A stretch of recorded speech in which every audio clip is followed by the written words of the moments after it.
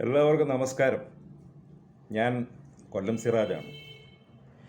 എൻ്റെ പുതിയ ചാനലാണ് തമാശക്കാരൻ സിറാജ്. തമാശക്കാരൻ സിറാജ് എന്ന് വെച്ചാൽ എനിക്ക് പഴയ ചാനലൊന്നുമില്ല കേട്ടോ.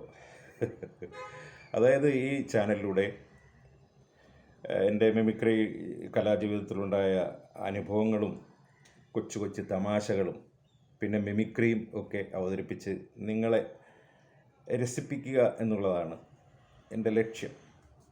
അപ്പോൾ തീർച്ചയായിട്ടും എല്ലാവരും സപ്പോർട്ട് ചെയ്യണം, ലൈക്ക് ചെയ്യണം, ഷെയർ ചെയ്യണം, പിന്നെ മറ്റതും ചെയ്യണം. മറ്റതെന്ന് പറഞ്ഞാൽ സബ്സ്ക്രൈബ് ചെയ്യണം. ഓക്കെ. അപ്പം ഞാൻ ആദ്യം അവതരിപ്പിക്കുന്നത് ഒരു സ്പെഷ്യൽ ഐറ്റമാണ്. ഞാൻ സ്റ്റേജിൽ അവതരിപ്പിച്ച് തുടങ്ങിയതേ ഉള്ളൂ. ഏതായാലും അത് നിങ്ങൾക്ക് മുന്നിൽ ഞാനങ്ങ് അവതരിപ്പിക്കുകയാണ്. അതായത് പ്രേമ കമ്മീഷൻ എന്ന് പറയുന്നതുകൊണ്ട് കുഴപ്പമൊന്നുമില്ലല്ലോ. പ്രേമ കമ്മീഷൻ റിപ്പോർട്ടിൻ്റെ വെളിച്ചത്തിൽ ചില പ്രത്യേക സാഹചര്യത്തിൽ കേസന്വേഷണം സർക്കാർ പരലോകത്തേക്ക് വ്യാപിപ്പിച്ച എങ്ങനെ ഉണ്ടാവും?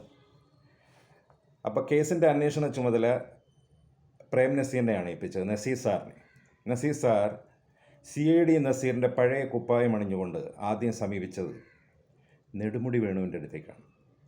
അപ്പോൾ നസീർ സാറും നെടുമുടി വേണു അതൊന്ന് കാണാം, കേൾക്കാം.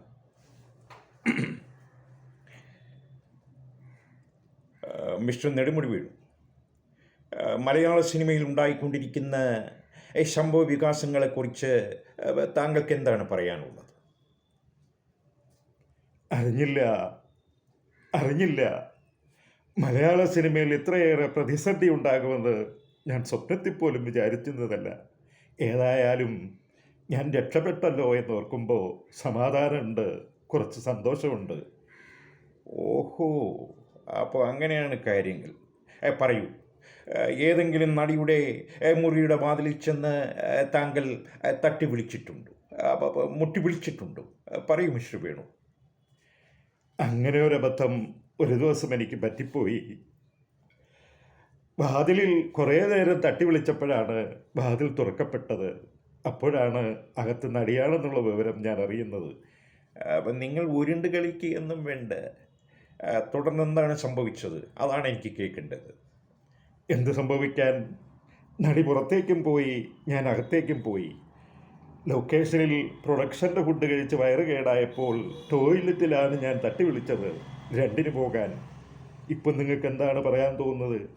അപ്പം എനിക്ക് ഒന്നേ പറയാനുള്ളൂ, ഐ ജിങ്കിന്നാക്കടി. അപ്പോൾ ഇതാണ് ആദ്യമായിട്ട് ഞാൻ നിങ്ങളുടെ മുന്നിൽ അവതരിപ്പിച്ചത്. എല്ലാവർക്കും ഇത് ഇഷ്ടപ്പെട്ടു എന്ന് വിശ്വസിക്കുന്നു. എൻ്റെ തമാശക്കാരൻ സിറാജ് എന്ന ഈ ചാനൽ തീർച്ചയായിട്ടും നിങ്ങൾ സപ്പോർട്ട് ചെയ്യണം. അടുത്ത എപ്പിസോഡിൽ കാണാം. Okay, thank you.